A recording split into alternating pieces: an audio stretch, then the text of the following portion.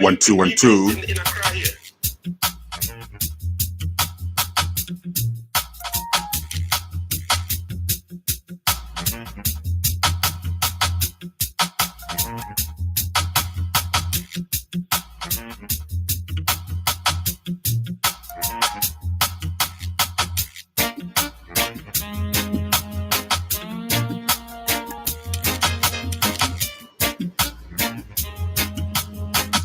One, two, 1 2. Radio culture. You know what time it is.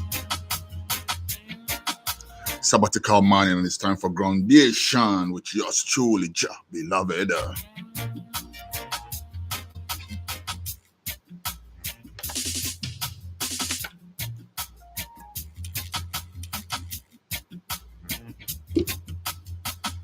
Yes, indeed. We're talking about the big subject today, the Supreme Court. I don't even know how to frame it, Rasta. Like, listen, this is a very packed and loaded subject. If you have been following this platform, you know that many years ago, almost 10 years ago, we took up this subject. But it looks as if it's a subject that keeps growing and developing tributaries. Right. Okay, today we are on the show with the man called Bafo. I call him Edwin. He has a local name he will reveal in a bit.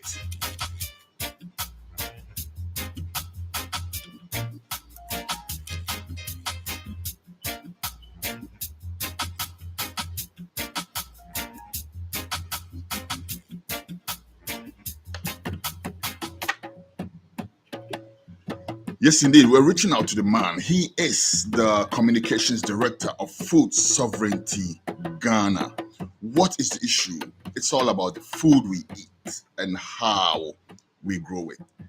Let me give a little layman's intro before I bring in the expert to tell us what the minutiae of the issue is. Far as I'm concerned, when Mother Nature put us on this earth, Mother Nature gave us food to survive on. Right now, it looks as if the food that we are supposed to survive on is being commercialized. That's my understanding. Like I said, it's a layman's perspective. We'll get the details. Some group of concerned people, and I doff my hat to this group of people because they've been in the giddy and they've been in the forefront for years and years. Food Sovereignty Ghana, enough respect. But yes, Food Sovereignty Ghana brought a matter before court seeking to stop the injustice of people taking over the seeds that Mother Nature put on Mother Earth for us. That's my understanding. We will get the details, like I said. Let's go on the line right now. Let's welcome the man from Food Sovereignty Ghana, Mr. Bafo. Welcome to Groundation on a sabbatical morning radio culture. Welcome, Mr. Bafo. Yes, greetings and greetings to all your listeners. Big up for the wonderful show. I messed up very much. I called you Edwin all this time, and now I'm introducing you, and I'm all over the place with your name. How do you prefer to be called? Oh, you can call me Kweku Ando. Kweku Ando Bafo, right? That's your full name. Yes. And Mr. Kweku Ando Bafo is the communications director for Food Sovereignty Ghana, correct? That's right. All right. Before we go on the main subject, let me pay a quick dues to our sponsors. We'll be right back and then we'll dive straight into the substantive matter. Stay put. DocPalm is back with all new exciting time with your medical doctors and health professionals. Did you know that DocPalm has introduced all new opportunities to chat with your preferred physician for free? Yes, you heard me right. Chat consultation on DocPalm is free. Download DocPalm on Google Play Store and App Store. DocPalm, convenience. DocPalm, your health in your palm. Terms and conditions apply. I say, here it is. Radio Culture, your number one internet radio station. It's a badding, up to the time. Yes, badding up to the time. Let's go on right now and speak with Kweku Bafo. Good morning once again from Texas, USA. What exactly were you in court for, Mr. Bafo? Please give us a. First of all, you heard my intro. How far am I from the issue? Spot on. I mean, we are talking about the appropriation of common goods for personal and commercial use. We're talking about the appropriation of seeds being a common good, like the air we breathe, the sunshine that falls on all of us, the rain. These are the common goods. It was that the planet had these common goods, and seeds we still consider to be a common good. They are the innovations of the creator. And we are in court because around the whole world, there's a whole agenda to control food systems, to commercialize food systems, and to give them the profit orientation rather than the social, cultural meaning of food. And so in Ghana here, similar with other developing countries, you have these international organizations. One in particular is UPOV, which is this International Union for the Protection of Plant Varieties, of new plant varieties. Now, the patenting of plants started in about the 30s in the US, where someone will come and say, this variety belongs to me. So if you plant this, you pay me. The problem is that there's never a benefit sharing scheme for the ancestors, the people who developed these varieties over millennia.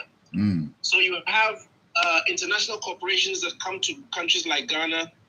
They see that you have this super ancient food. They want to come and take it away, tamper with it in a lab, change some of its characteristics genetically, and then come back to give it to the same people whose ancestors developed these seeds and now patent it, to the point where our local law is now trying to say that if you are caught exchanging, selling, or saving these patented seeds, you face up to 10 years in jail. Now, we find that to be very absurd, given the fact that Ghana is a signatory to international treaties, like the International Treaty for the Protection of Plant Varieties for Food and Agriculture. Iowa Protocol. These two international treaties, which Ghana is a signatory to, state that Ghana must take all steps to protect the right for farmers to save their seeds freely and exchange them. So this new law that they're trying to bring into Ghana is going against even international obligations that we have. So we went to the Supreme Court 2021, November, passed what used to be the Plant Breeders Bill, which is passed as a plant protection, the Plant Variety Protection Act. That was passed in November 2021. What happens is that because this was an international organization that Ghana was signing onto, which is UPOV, every international treaty or law must first come to our parliament to be ratified. So if there's an international treaty that Ghana wants to sign on, first that treaty must come to our parliament, and our parliamentarians, who are the representatives of the people of this land, they will vote on it. Once they pass it, we call that ratified.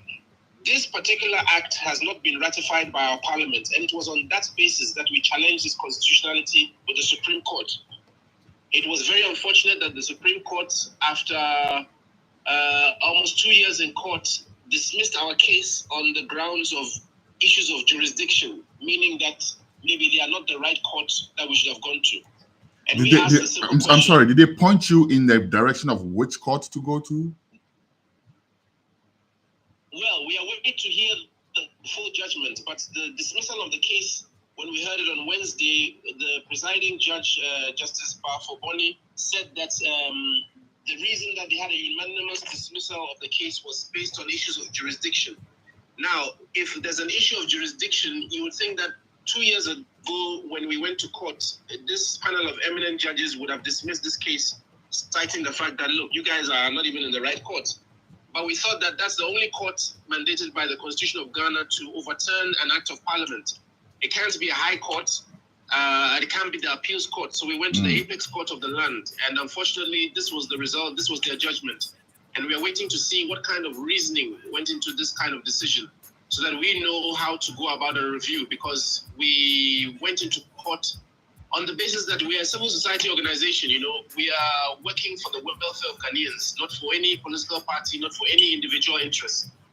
And so we continue to seek that welfare for the Ghanaian people. We'll wait for the full judgment to come out, and then we shall seek a review of what we feel is a very, very bizarre decision.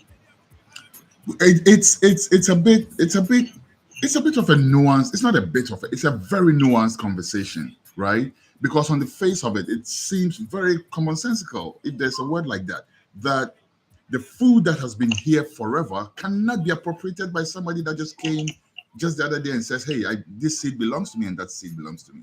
Now, let's look at the detail of that law or the act or whatever they first of all, is it law yet? Is it law yet? That is it Yes, a law it's that you're challenging? It's law. It was passed in 2021, so it was made law as an act, and the president acceded to it.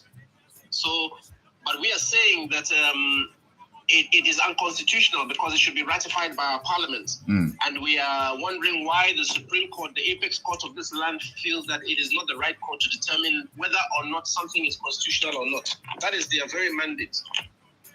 And so it's very interesting, but we wait to hear the reasoning that they're going to put on paper, because this is going to set a precedence.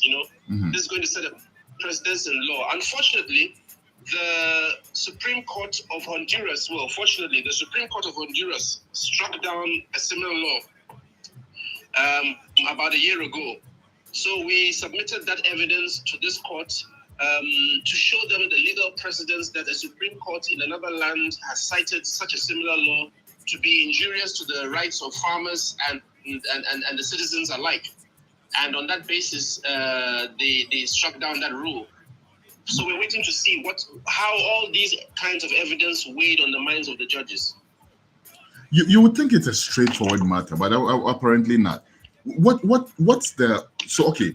I'm trying to break down the law as it is now. It means that if I get some seeds and I pass it on to my friend who's a farmer, my brother or whoever who's a farmer to sow the same seeds, I will be falling foul of the law. Is that what it is? Yes, because the law says if you willfully do that, if you knowingly did that to give it to your partner or your neighbor, and those seeds happen to be the seeds that have been patented by a company, then they will seek legal redress. Now, you know that in the US, Monsanto has won judgment that's against farmers whose land was pollinated by GM crops, even though they don't sow GM crops.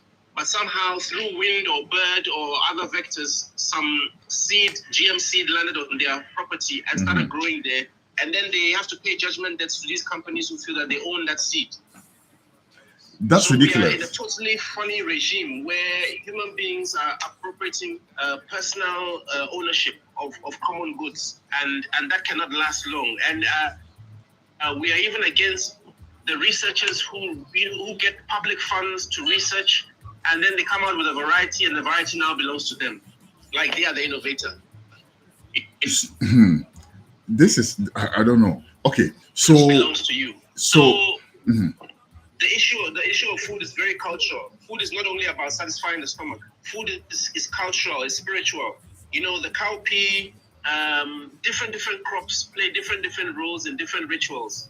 The Ga people of Accra right now, there's a ban on drumming in Accra. So Aduman, that means there's no noise making, no drumming for 1 month. The reason behind that is because in the ancient times, this was the season. The rainy season is coming now, and so the millets that was sown required a quiet time for good germination. So the whole land had to be quiet so that we could get good germination, so we could get good crops, so we could get a bumper harvest. So, Bafo, tell me something. If ethnic group in Ghana.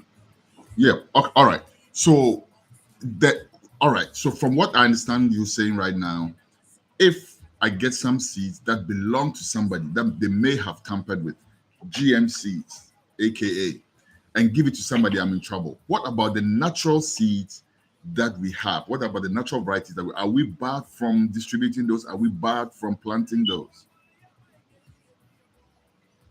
No, those we're not barred from planting those.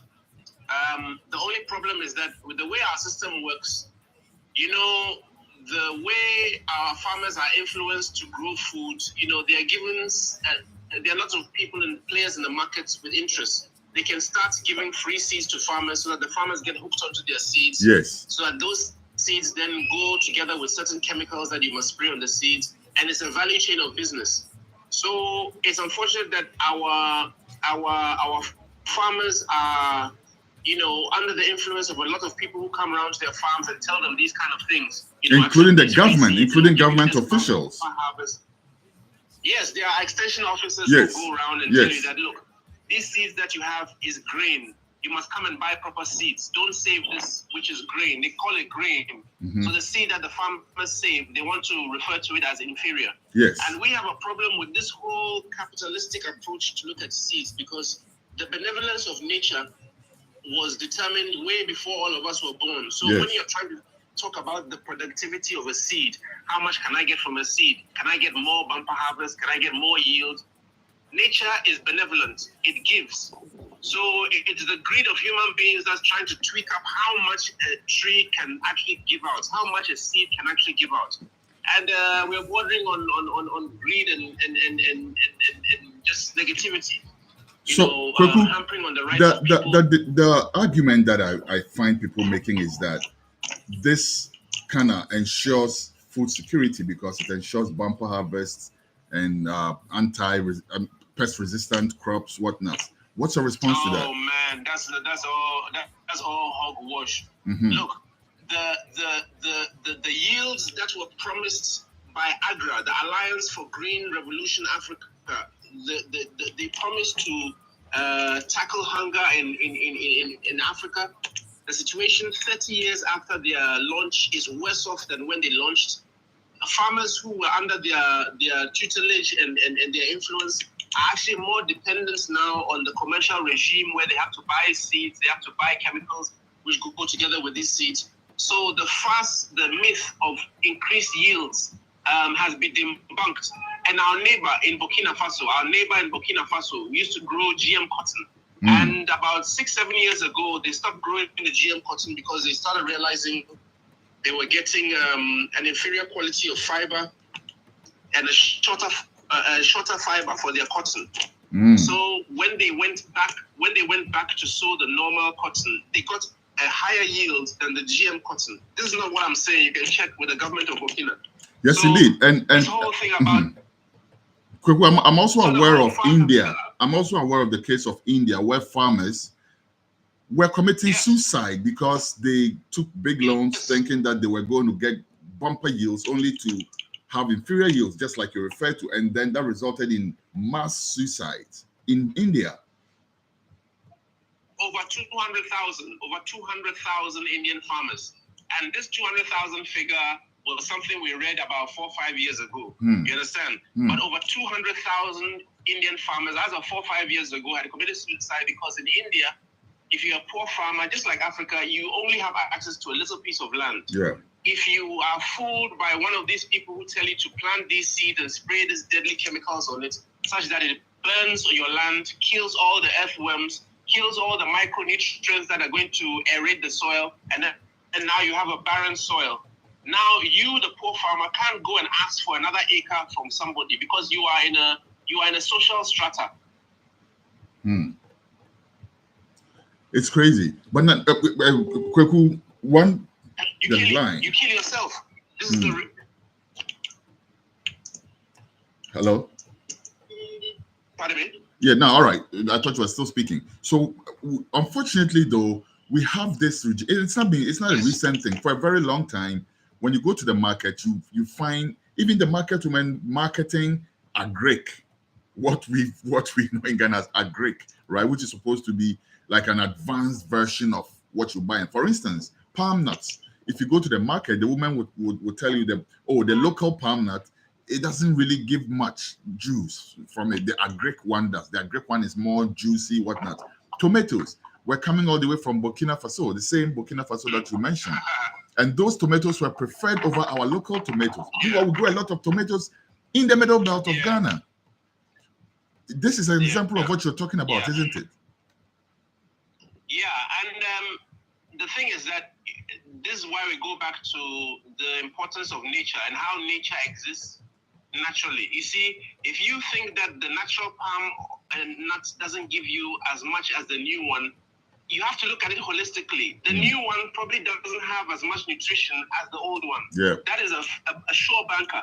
You go and look inside, you find out that the new one doesn't have some nutritional value that the old one has. And so did you go or did you come? So these new machinations and all these new marketing gimmicks, the oldest forms of our food are the healthiest. Today, Africans have relegated their healthy diet and are eating, everything that has been promoted by the capitalist system.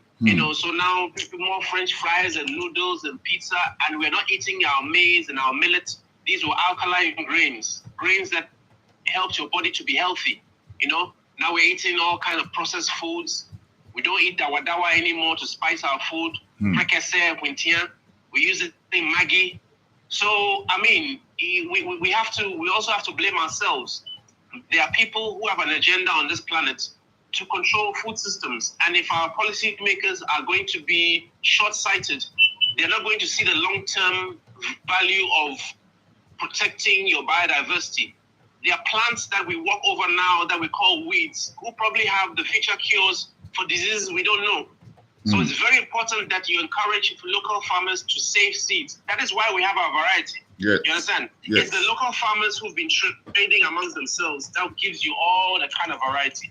But I'll tell you, uniformity is our yellow maize that we have now. Because if you look at maize from Mexico, you are in Texas, so you border Mexico. Mexico, if you look at colors of maize in Mexico, where maize originates all over the world, they have maize that has yellow, green, blue, orange, red, Purple. You said it, indigo. So are you telling me that colorful corn has the same nutritional value as the bland yellow corn? You can't tell me that. So this is what we lose from doing the uniformity of mass agriculture, commercial farming. Yes, I want to do 20 hectares. I want to bring my combine harvesters. But that kind of farming kills the earthworms.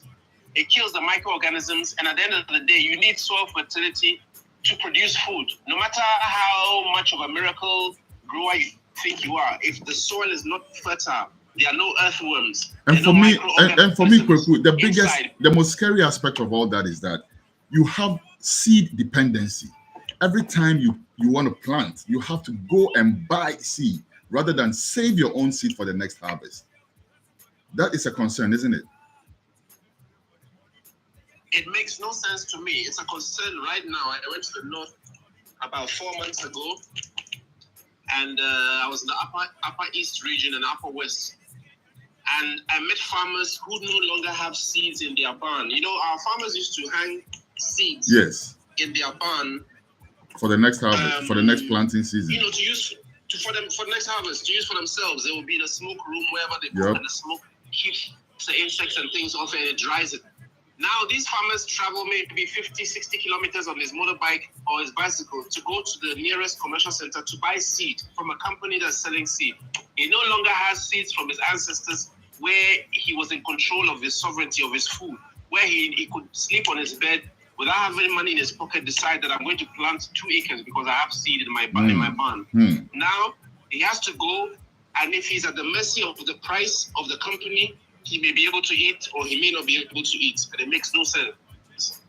But this is what is gradually happening across the continent.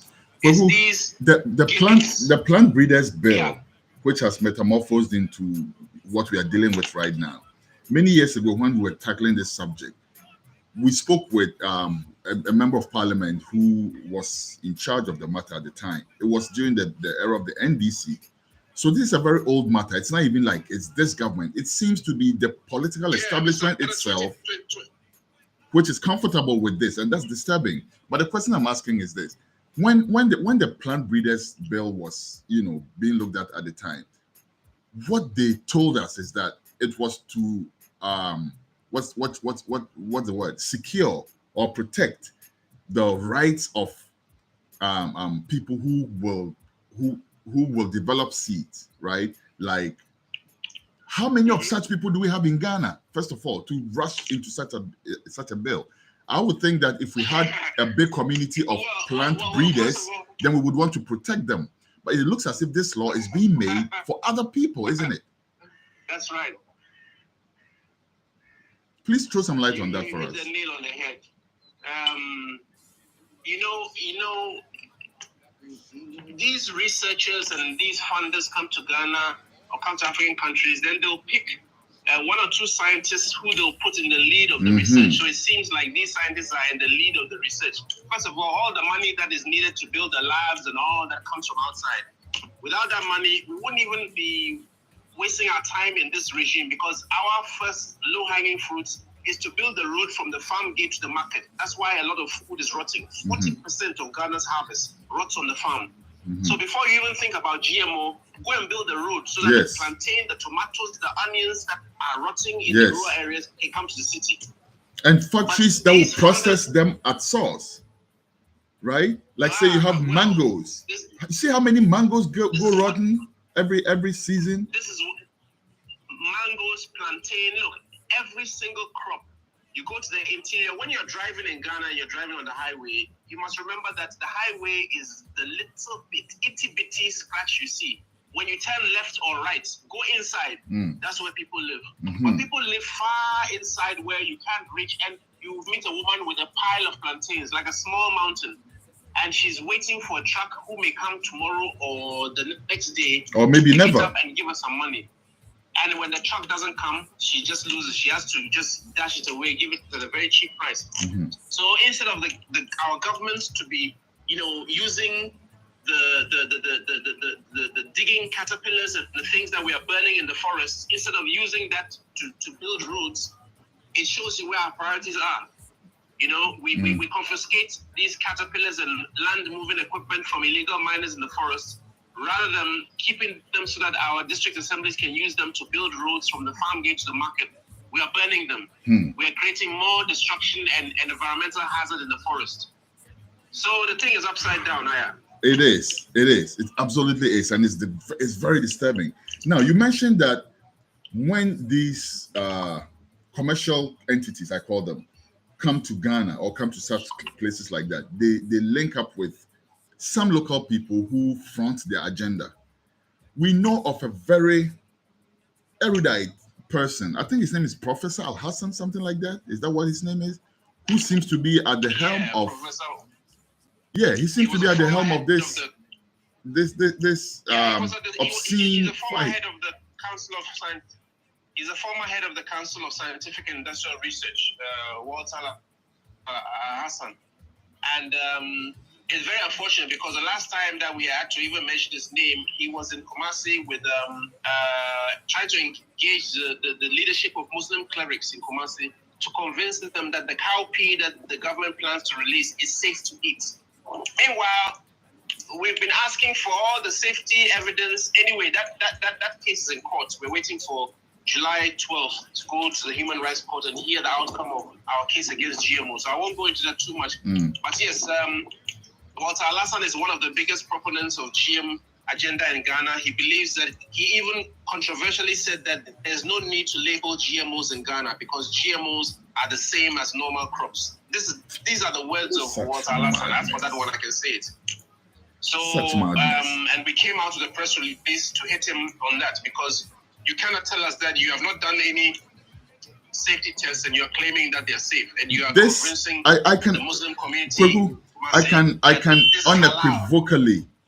unequivocally say that this is madness. You know why? Because best practices should be looked at. And if you look at the countries, some countries which even have more advanced infrastructure for this GM thing, they are checking and tagging GM foods. If you go to a place like Australia, they will show you the difference between a friend of mine told me that the McDonald's in Australia tastes better than the McDonald's in the United States because they are not allowed to use GM, foods over there, right? So you can't, you just cannot say that it's the same. It's just madness, and I'm being very charitable by using the best word I could pull out at this point. But anyhow, Yes. Mhm. Yeah, Are we? it, What? it, it, it is it is an insanity. I think so. We're not going to let it. I We're think not going so. to let it stick. You know, we are inspired by the likes of Osajifo Dr. Kwame Nkrumah, who long time ago, he himself being inspired by the Honorable Marcus Garvey, showed us that we have to stand for our dignity.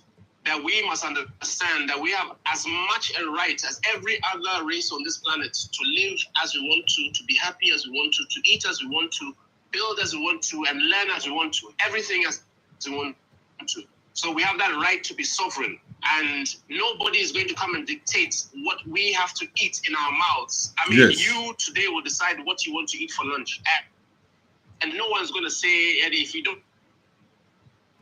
I think sovereignty starts with food. So No this is the thing question. about sovereignty, and I food think- is not only. I think that sovereignty definitely starts This with is what food. the Honorable Thomas Sankara. Mhm.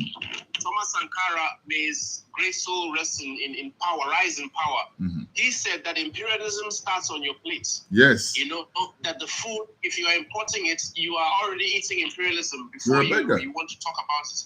So Basically. we have to be eating our own foods, our own foods are highly more nutritious.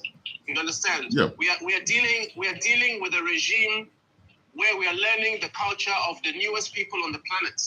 You know, the newest people on the planet is who we are following now. We are the ancient inhabitants of this planet. We brought mathematics and science and calculus and engineering and algebra, geometry, agriculture, engineering, every aspect of human endeavor. So we shouldn't be listening to the newcomers on the planet on how we should live. And the old recipes, the old food, the old seeds, nobody can change our minds about that. That is who we are. And so Food Sovereignty Ghana set out to protect that space for Ghanaian people. And that's it's a very good fight. It's a very good fight you picking up, Kweku. Let me ask you though. I've seen Food Sovereignty Ghana on the scene for a very long time. Wow, you guys are doing an amazing work. Very, very great work that a lot of Ghanaians are not even aware of. But let me ask you, how strong is Food Sovereignty Ghana? Because you're coming up against some pretty heavyweights. Yeah, I mean, it's not been easy because let me tell you, a lot of the media houses are compromised. A lot of the media houses have been taken on retreats, vacations, meetings, conferences by these funders. They've been influenced to think that you're going to get high yields from these GM crops and all that. So it's very hard to have a level playing field in the media. But having said that, when the grassroots people hear what we are saying, they understand that we're coming with a message. They understand that back in the day, they used to see more agama lizards. They used to see more fireflies at night. Those flies that when you're near a lot of grass, you see that green light in the night. You don't see those things these days. You don't see frogs. You don't see lizards. You don't see snails. You don't see mushrooms. Even vultures are retreating. Even vultures are retreating.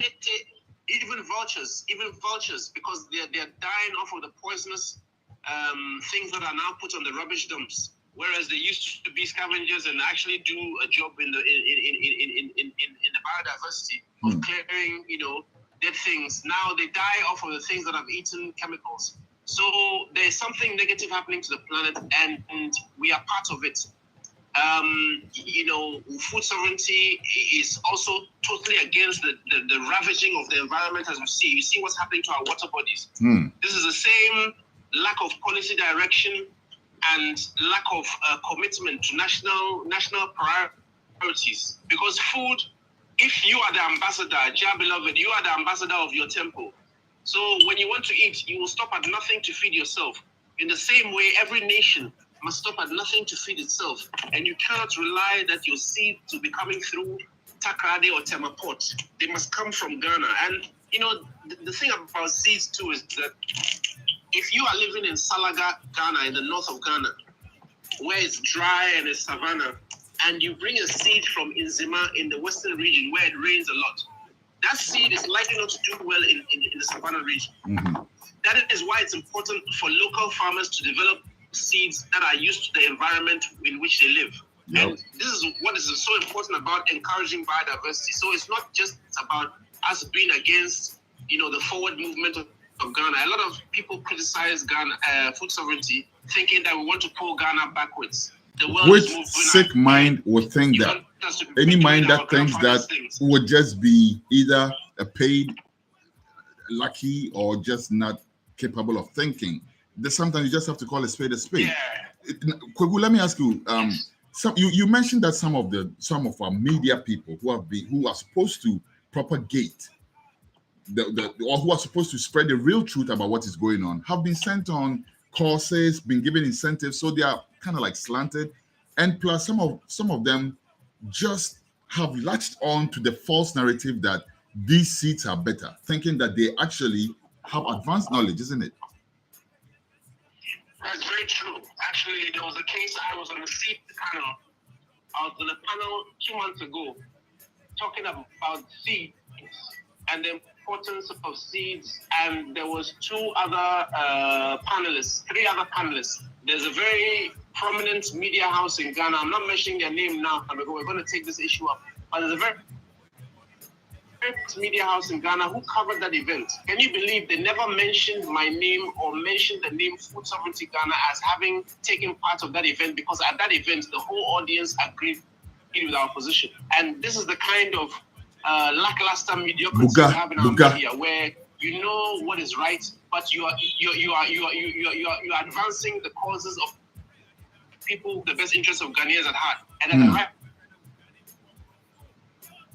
The work that they're doing on the ground to advance the work of the GM agenda, but it's wrong. I mean, if you come and cover an event, why don't you mention all the panelists? Why do you deliberately not mention one of them and then give it a different title as if the whole event was towards what you think?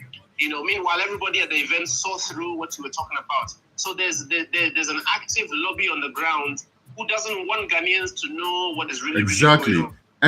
And we also have people who should know much better, who are just showing complete ineptitude.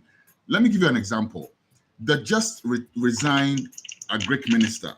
I was completely shocked that he was even put forward as an Agric minister. Why? Years before his party came into government, there was a show on TV3, I think it was, where he and there was a member of Food Sovereignty on there as well. And this guy said something that just left my jaw hanging for the next 2 weeks. He said, have we heard about, have you even heard about these countries that are eating GM? Have you heard about them getting sick? Yes, we have heard them getting sick. Stupid. No, let me quote him well for you, because yes. I remember that in Americans have been eating GMO for almost over 30 years. Yes. And then there's all this hula baloo. That is what he said. Exactly. Hula baloo. Have you heard about an upsurge in these diseases and whatnot? Just plain stupid talk. And this is somebody that is put forward to head a whole ministry. It's no wonder that it was under his auspices that the bill was passed into an act, was it? Yeah, it was. I mean, see, it's highly unfortunate that we petitioned his nomination to the vetting committee of Parliament, and he wants to be president. I mean, this person wants to be president of the whole Ghana. Yeah, but ironically, there was a survey done by one of the stations in Ghana on the achievement of ministers, and he was voted the worst minister. So that's a no-brainer. That's a no-brainer. I don't know. Yeah, I mean, I know some terrible ministers at post right now, but it's a no-brainer that guy would easily carry that crown by far. You know, our problem is these people should build schools and clinics and put a big billboard in front of the school, so that instead of going into politics and going to spend so much money and lose, go and build 4 clinics in different regions and put your big face on the clinic, and everybody will remember you for the next 4 years that you did something well. But there are people from now till December 2024, they're going to go print lots of billboards, magazines, T-shirts, all kinds of baseball caps. That money could do so much solid stuff for their legacy. Our system of governance has to be looked at first of all, definitely. Yeah, let me drop it all came from the toppling of Osajifo. Yes. Yes, we'll go into that. Let me drop a quick commercial. We'll be right back to continue the discussion. We're speaking with Kweku Ando Bafo. He is the communications director for Food Sovereignty Ghana. I'm getting so much education this morning. I already have a pretty good grasp of the subject, but I'm learning much more already. We'll be right back after this commercial break. Doc Palm is back with all new exciting time with your medical doctors and health professionals. Did you know that Doc Palm has introduced all new opportunities to chat with your preferred physician for free? Yes, you heard me right. Chat consultation on Doc Palm is free. Download Doc Palm on Google Play Store and App Store. Doc Palm, convenience. Doc Palm, your health in your palm. Terms and conditions apply. Okie dokie. We are back again. Kweku, one other thing that I've seen is the problem is and this may not even have anything to do directly with GM or the bill or anything like that. But so far, I see you actually extending the discussion into the entire food supply chain, right? Addressing the issue of waste and all that. I think that one of the problems we have in our food supply chain is the market queen system. Do you agree with me?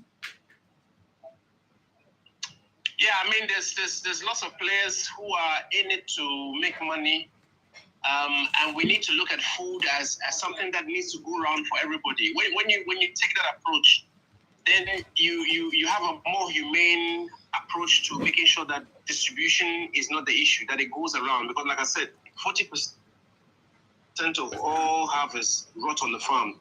So what is that food doing rotting there when it should come to the cities and alleviate the pressure and then bring down the prices? And there's something very, very wrong with what we're doing. And this is what I mean by... A few months ago, the government was doing this gimmick of selling plantain at the ministry. Same Akoto Free or whatever his name is. Same guy. Same clueless guy was doing that.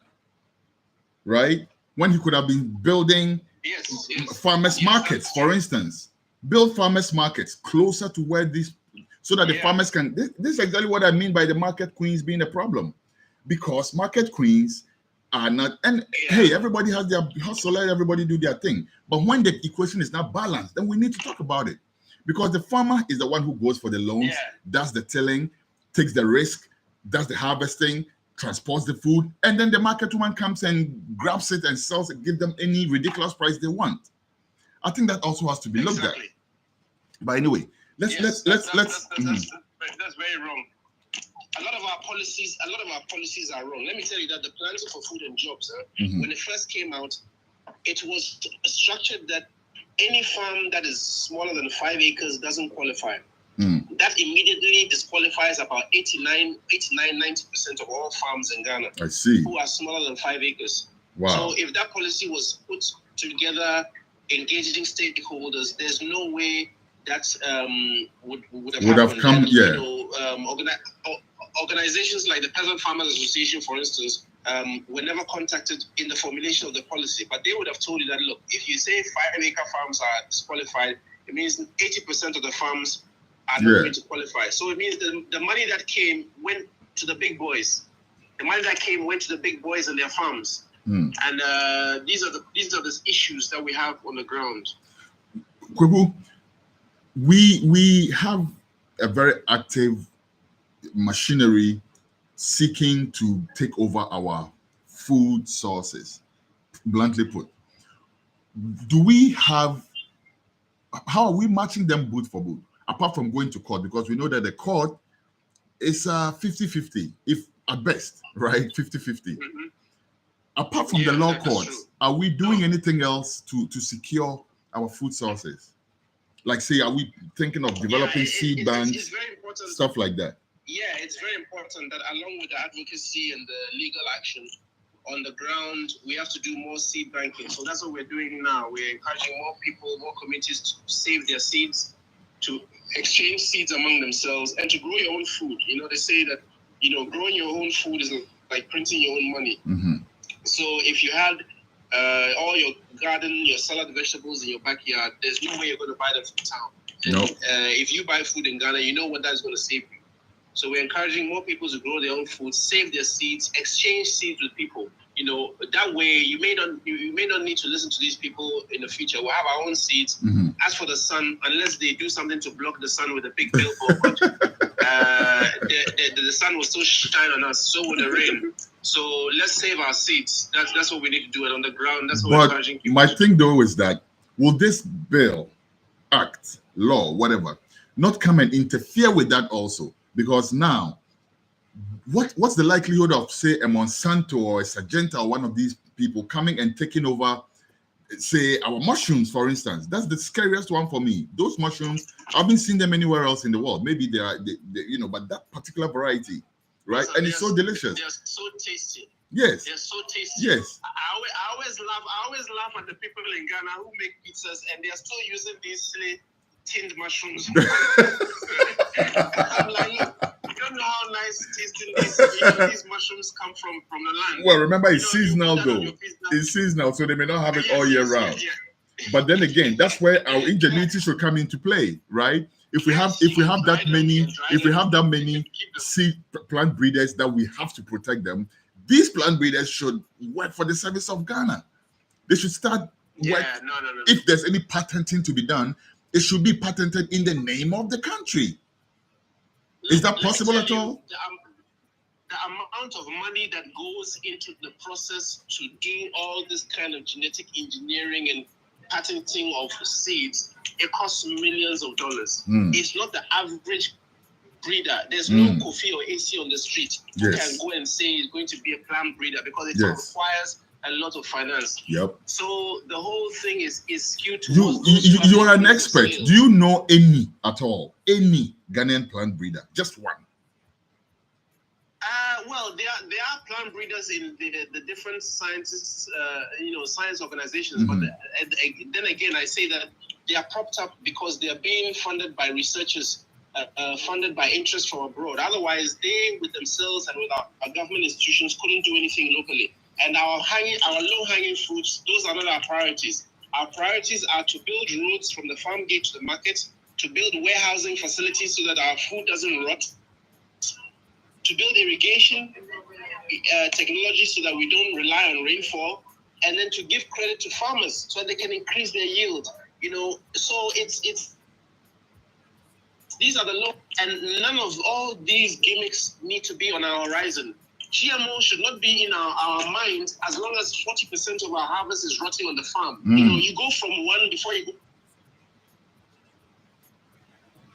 go to university and want to talk about. So GM, is not for Ghana, who is located in the tropics. It's not for us who's getting the rainfall that we're getting. And you know that with the sunshine. The irony also, Kweku, is that if you go to the same countries that are pushing the GM agenda, they put more value on organic food.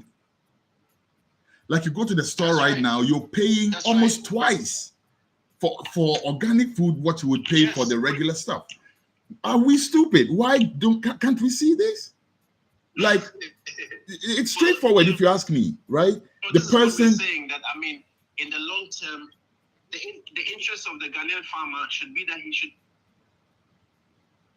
And so, if the premium market is for organic, why would you want this poor farmer to go into GM where he's going to compete with GM markets who are using combine harvesters to do millions of hectares? Exactly. Of GM, what makes you think that if you grow? In Ghana here, let me tell you that.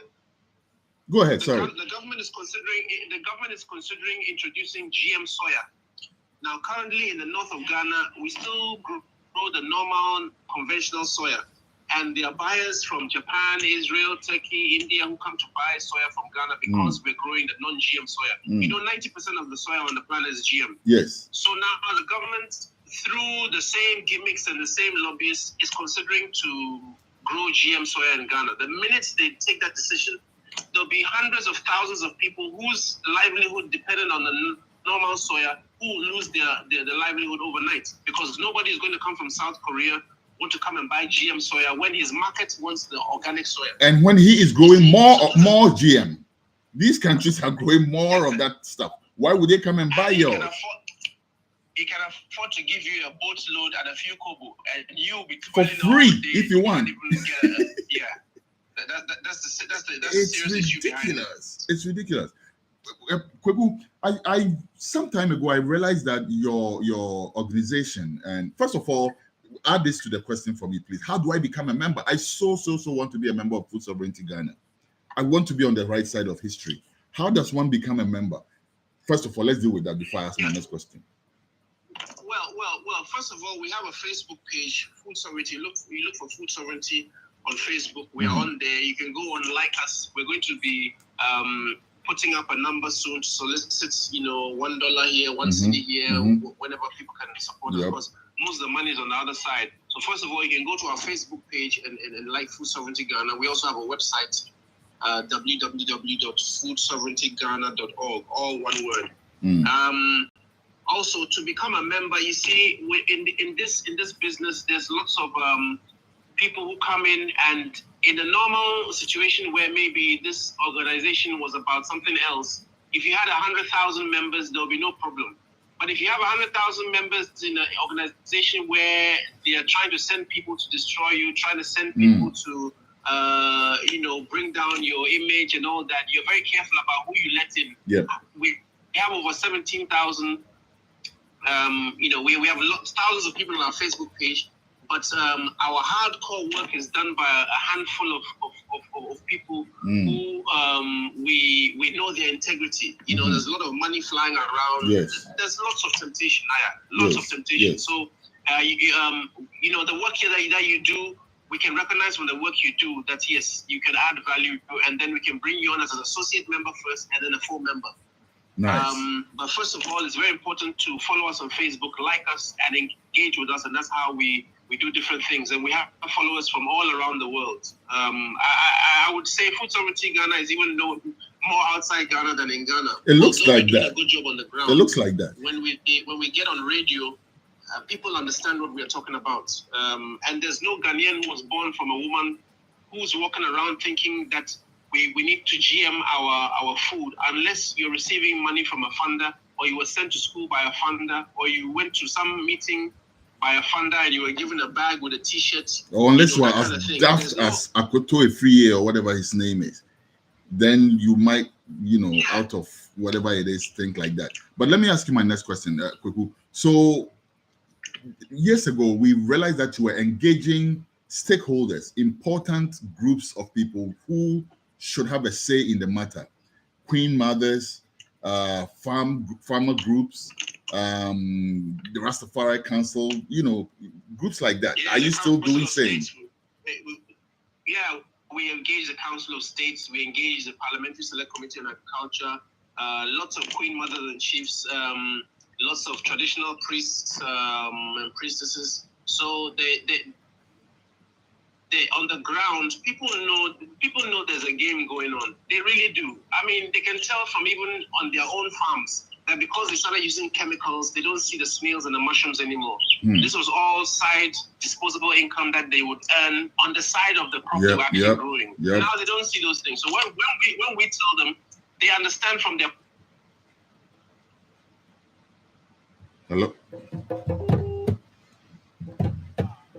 media attention and media reportage will make you think that they are winning. But there's nobody born of his right mind who's walking around Ghana here today, who is not licking the money from Monsanto and Syngenta, who is seeing that Ghana needs to GM our food. It's totally unnecessary. Build the roads rather, so that the 40% of the food doesn't rot on the farm.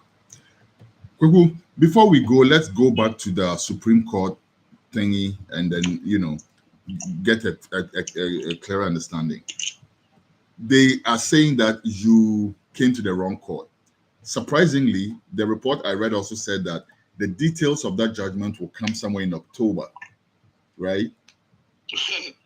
Meanwhile, in the court, we were told by the presiding judge, His Lordship Justice Bafo Boni, that on Friday, which was yesterday, they would issue the full judgment. That came from his mouth. I heard it myself. And then finally, we saw the reportage on Joy FM that it's October that we will hear the judgment. Our lawyer went to the registry yesterday and was told to come and check early in the week. So we are waiting to see. But we do need that review so that we do need that judgment so we can know how to approach the review. they are an eminent panel of judges, and we have to respond in an informed way. And so we're waiting for that so that we can respond in the way that the Ghanaian people need a response on their behalf. Absolutely. So, assuming that they come and say, okay, now you have to go to this or the next court, what will be your next step? We'll go straight to that court because we are standing on a rock. We're standing on a stone. We'll go straight to that court and ask them to interpret whether or not a law which has not been ratified by our parliament is constitutional or not. So whichever court they will direct us to, we feel is the Supreme Court. Kwaku, my fear though is that if, based on that argument, right, the parliament could then go and start working towards ratifying it just to serve their paymasters, don't you think? Yeah. Hello? In retrospect, the law, I mean, if they did that, that would be acting in retrospect, like going to backdates, and that has officially been seen. So if they did that, it would be it should have been ratified before it was made law. So if they go and backdate it, they'll be exposed. They can't do that. I guess my question is, it must be ratified before it becomes law. The same way that I say we, because I'm on your side of the argument. So the same way that we can go and review and restructure and represent our case, can they also go and start afresh, or maybe can that be done? Well, they'll give a chance for a review. You're allowed a review at the Supreme Court, and so you'll have to represent your case, and based on the strength of the case, the judges will have to take another look at it, and that is what we seek to do. We seek to show them that their decision was not the right one in our opinion, and we'll prove to them why it isn't the right one. Especially if another country, Supreme Court, struck down a similar law. Human beings are human beings all around the world. Every country that has signed the UN Charter, the UN Charter is to govern the welfare of human beings. So Ghanaians are just like Hondurans, and we should see justice in that area. So we wait to hear their judgments, and then we'll seek a review. I hope so. I hope they come clean and everything works perfectly. Now, before we go, Kwaku, what can the public do in the meantime? We know it's a small group of people that's taking on this mammoth task, right? And for a lot of us, all we can do is to sit back and wish you well. Apart from, of course, I think you should make your donation thing very active so people can actually chip in properly, right? But apart from monetary contributions and stuff like that, which is a must, which I think people should really start thinking about, because we're doing this for everybody, right? We're fighting to secure our sovereignty, right? Right. So, apart from that, though, what can people do? What are we supposed to do in the meantime? Are we supposed to what should we do to resist this nonsense? Yeah. First of all, you need to talk to your MPs. And your legislators, to let them know that you, as a member of their constituency, you are totally against this kind of introduction of these policies that don't inure to the benefit of Ghanaians. You need, when you see your MP in town, you need to let them know so that they get an idea that, look, telling my people there's pressure on me. So even if they are given all kind of encouragement and sweet things, they will know that, look, at the end of the day, when I go home, my people will be at my door, at my gate. People, so when you go and you eat cowpeas, you eat anything that's made from cowpea, because the cowpea that was released in Nigeria, the GM cowpea in Nigeria, has crossed into Ghana and is in our markets. You need to look out for that cowpea, which is very big and white, very white more than the others. And don't buy it. And ask your lady, your cocoa seller, if she buys that cowpea from Nigeria. If she does, stop eating her cocoa. You ask some of these people would not even know, though. From Nigeria, if she doesn't, stop. Some of our people may not even know where it comes from. They just know that they went to the market and bought them. Sorry, go ahead. Exactly, which is why now when I meet them, I let them know. If I go to buy cocoa, I'll ask her, did you buy the Niger one or the Nigerian one or whatever? And she'll explain. And if you tell her, I won't buy it because there's something wrong with that one. I'm not going to willingly eat genetically modified food if I can avoid it. And so every single Ghanaian must ask. And that's why we are putting pressure on the Food and Drugs Authority to make sure that there is a mandatory labeling regime on any food or feed that contains GM. We don't want any mediocrity about it. It's either yes or no, so that Ghanaians can decide. And at the end of the day, if nobody buys it, people will stop bringing it, right? If you're a Absolutely. businessman and you can fill a shipload of something that nobody's going to buy, your second shipload, you may not bring it. That's where we need to get to. And so with all the talk about GM food, Ghanaians want to eat healthily. So if they can be educated to know that, look, if you eat this one, just like Professor Seralini's research on lab rats and how it shows that it affects immune systems and toxicity and fertility, same thing with your body. I mean, something that is going to be producing a pesticide naturally. What's going to happen when you eat it? And that's why in Burkina, the GM cotton was affecting the stomachs of the cows and the goats. I live in a country where on a daily basis, I'm seeing commercials on the TV for victims of Monsanto's, what's that weedicide called again? Glyphosate. Roundup. Constantly, there are commercials on TV for people who have come into contact with that and been sick to come for compensation. Now we are going to put our head in a situation where we will have those. Are we stupid? Our lawmakers, it's not us the people, because we are not making these decisions. The most basic questions you ask yourself, something which is carcinogenic. Almost about 3-4 years ago, a court in California awarded a couple $2 billion US, not million, $2 billion for damages because they got Hodgkin's lymphoma from exposure to glyphosate. And you wonder when our policymakers are going to wake up and understand that this thing that is imported by the boatload and shipped to every single region. There are poor farmers here who can't read and write the warning signs on it because it's not in English, it's not in tree. It's not in tree. And they're probably not literate, but they use these things. When they finish the containers, they cut them into half, use them as cups on the farm. You see women who spray their farms and then they have their babies on their backs. When they want to take a rest, they put the baby down and the baby walks barefoot on this sprayed land. And the International Agency for Cancer Research has said that glyphosate is highly likely that it causes cancer. So we are being very mediocre about this approach to. I think they went past likely. I think they know for sure that it does cause cancer because they are giving compensations for people who have come into contact with it. And now we are saying that, that's what we want. Okoto, a free, whatever his name is. I say, no, they haven't. Are you sure that people in America are getting sick? Yes, they are. Stupid. They are. Yeah, he used the word hula baloo. That's the word he used. He doesn't understand what all this hula baloo is. I think that's his middle name, really. I think that's his middle name.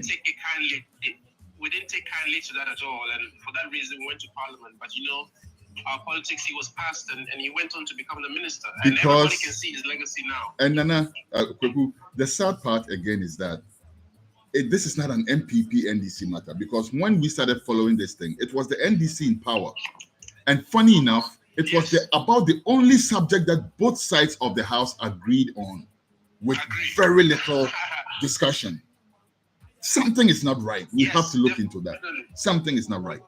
Anytime you see politicians all singing the same song, it's either it's for their ex gratia or it's for something like this. You need to look past that. I was just about to say ex gratia. Yes, that's what it is. They have the same interests, and I mean, there's a strong lobby group out there, very, very strong. Very strong lobby group. Because you have to look at can we make this a campaign issue? Can we make this a serious campaign issue? Make sure that we are going to target every single presidential candidate and pin them down. Pin them down to tell us what. I think we should. This is how we should approach it. In the last election, there was a debate that is normally done by the Institute of Economic Affairs, and we applied to send a question for the flag bearers. There was a whole elaborate process where you must send in the question by email, by deadline. We did everything. Masa, they didn't ask it. The president didn't be at that debate because obviously he didn't want to He didn't ask show the up. question. But these questions are hard to answer. They're hard to answer because they're very straightforward, and so they Kweku, if they don't answer it, we will set up our own mock. prefer not to be there because there's no. Yes, if they don't answer, we will bring it to I them. don't like those suchi foods. But for the last hour, but for the last hour on the interview, he was defending this food. At the end of the day, he tells the presenter that me, I'm a village boy, so me, I don't like these suchi foods. What is the point of legislating? Exactly, you're a village boy, but you don't like your kontomire and your imre. You are going to go get some nonsense GM seeds to come. Well, it doesn't even add up. Our time is up anyway, quickly. Sorry for thank you first of all, but listen, I think we should have a continuation of this subject of this. We shouldn't make it a one-day thing. I think we should constantly keep people informed about what's going on, because if we're not careful, you're dancing and then go about thing. Sorry, no. Yes. Na emre mama kan wo twi mu no amanfo ntia se wo yanhwe ne ya be sorry no. Na emre na ye tutu na ya we no. Na obiti Argentina na say USA na say Canada na Germany na say nedia.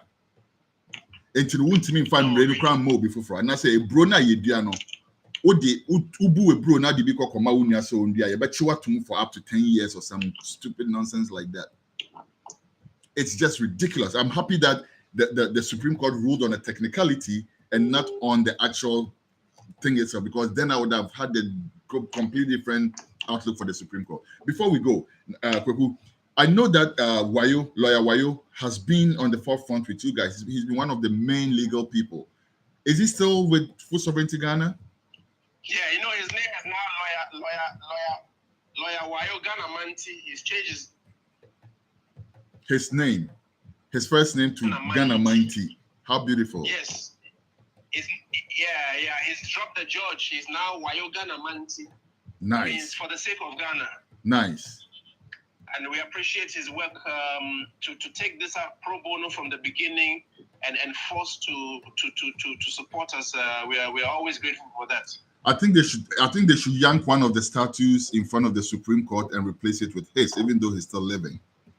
I think he deserves more of a spot there than most of those people over there. I'm not even playing, because it's a sovereignty. We wait to see that. Yes. He's done a wonderful job. Please pass on our regards to him and to the rest of the team, including Aswad. And Aswad is another one, right? Aswad is another upfront soldier, and it's such a shame. It's such a shame that we are in Ghana, and then yes. Unfortunately, I don't know all of them, but I just know some very strong people in that outfit. And like I said, I want to be on the right side of history. I want to be a member of the Food Sovereignty Ghana. Please let us support Food Sovereignty Ghana. And Food Sovereignty Ghana, please make sure that you set up that platform properly and quickly enough so that people all over the world can throw in their widow's mite. Because I believe that if people get to have a full understanding of the work you're doing, they would not mind throwing in their widow's mite to make sure that we have a strong enough muscle to face, these Goliaths that are coming to snatch our food away. Thank you very much, Kweku Ando. Thank you very much. Any last words before we go?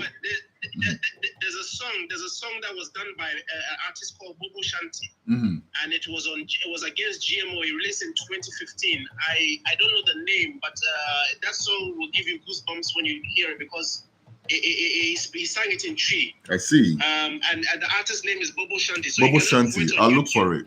Bobo Shanti. Yeah, and he sang this song against GMO, and he was giving a warning. So I think that's a wonderful song to play on your show. People would appreciate it. It's in Tree. You get goosebumps if you understand Tree. It's talking about the fact that the greedy man has put his hands on our food. The wicked one has put his hands on our food, and he's giving a warning. And so thank you, Bobo Shanti, and all those who've done songs. Yes, I can also mention Ras Revolution.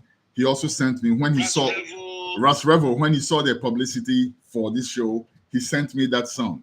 Unfortunately, it was at the point where I couldn't put it on the system before we went live. So we will definitely put it on our playlist, and then we'll be playing it definitely from time to time. We support all the artists who've been Enough respect, Ras Revel. In the GMO, Black Rasta, or Sergeant Black Rasta, Kombodo, Papawastik. Everybody, Papawastik, Raspuku, a whole host, Raspunta. If I'm going to go down the list, I can't name them all. Yeah. They've all supported Wulepan, everybody. We give thanks for your support, and we haven't forgotten you. Kweku, And our best regards to your live team. Africa. Yes. Long live Africa. Long live Mother Ghana. Long live the food that we eat. That's nobody's property. That's, our. It's for everybody. Nobody should have the right to patent it or anything Exactly. like that. That's nonsense. Anyhow, Kweku, thank you so much for your time. Thank you for everything. Exactly. Send our regards to your team. Tell the Lawyer Wayo we love him to the max, and he should keep doing what he's doing. And everybody in your team, keep doing what you're doing. Thank you very much. And you're always welcome. We're always available anytime. All right. Let's bow out with this song called Omai Chaka Chaka. It comes from Osajifo. And it tells me the state of the country we live in right now. If you can bargain your food sovereignty away like that, then we are living in an Omai Chaka Chaka. Until next week, we'll come with another discussion on Foundation. Blessed love. My name is Jah Beloved. I'm out like a light. This is Osajifo with Omai Chaka Chaka. The simple entertainer, social commentator. Oh my, yeah. I'm a galant say, I say, and so you're mine. Oh my baby, oh my, that is any project. I don't grow passa, so you're mine. Oh my, chaka. Toi que ciel, toi que ciel,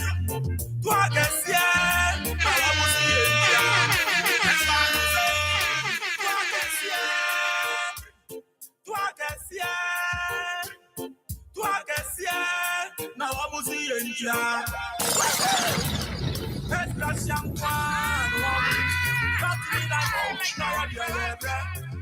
C'est le culture.